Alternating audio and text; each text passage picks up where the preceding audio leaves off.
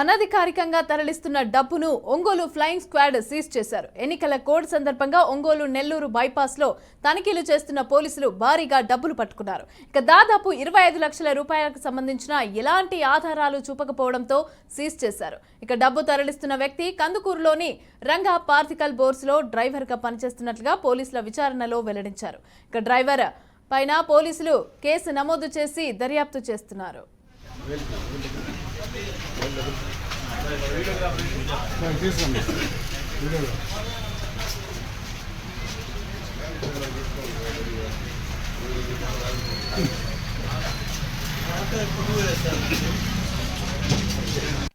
Okay sir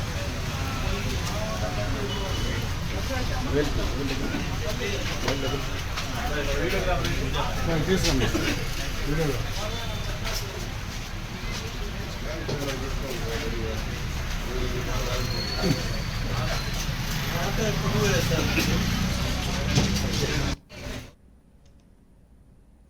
రెడ్డిగా ఒంగోలులో flying squad అయితే seize చేశారు. అయితే డబ్బును అనధికారికంగా తరలిస్తున్నట్టుగా తెలుస్తోంది. అయితే ఆ డబ్బును అయితే ఫ్లయింగ్ స్క్వాడ్లు సీజ్ చేశారు. అయితే ఎన్నికల కోడ్ సందర్భంగా ఒంగోలులో అయితే తనిఖీలు చేస్తున్న సందర్భంలో ఈ డబ్బు అయితే దొరికింది. అయితే దీన్ని సీజ్ చేయడం జరిగింది. అయితే దీనికి సంబంధించి పూర్తి డీటెయిల్స్ మా ప్రతినిధి మధు అందిస్తారు.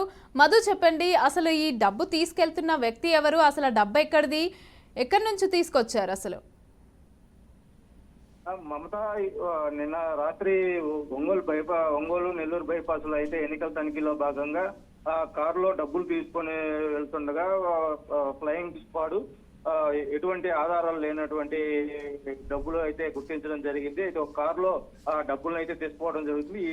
ఈ నగదు అయితే కందుకూరు వద్ద ఉన్న ఫ్యాక్టరీలో పనిచేస్తున్న బీహార్ కూలీలకు ఇచ్చేందుకు ఒంగోలు నగరంలోని ఉన్న ఒక అపార్ట్మెంట్ ఆఫీస్ నుంచి తీసుకెళ్తున్నట్టు సమాచారం అయితే అందుతుంది. అయితే ఇప్పటి వరకు ఎలాంటి వివరాలు అయితే ఇంకా పోలీసులు వెల్లడించలేదు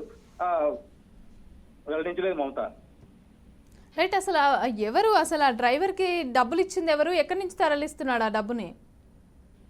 అంటే ఇది ఒంగోలు ఒక అపార్ట్మెంట్ అనేది అయితే తెలుస్తుంది. అయితే ప్రస్తుతానికి ఇంకా విచారణ అయితే జరుగుతుంది. ప్రస్తుతానికి పట్టుబడిన నగదుగా 24,87,500 రూపాయలుగా అధికారులు అయితే గుర్తించారు. అయితే ఈ నగదుపై సరైన ఆధారాలు లేకపోవడం, ఎన్నికల నిబంధనలు అమల్లో ఉండటం వల్ల ఈ డబ్బును స్థానిక ఎంఆర్ఓ ఆధ్వర్యంలో నగదును సీజ్ చేయడం అయితే జరిగింది.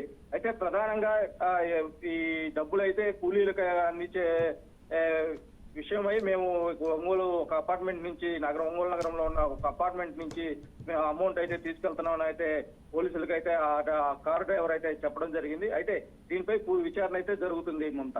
Right, thank you Madhu, thanks for the details.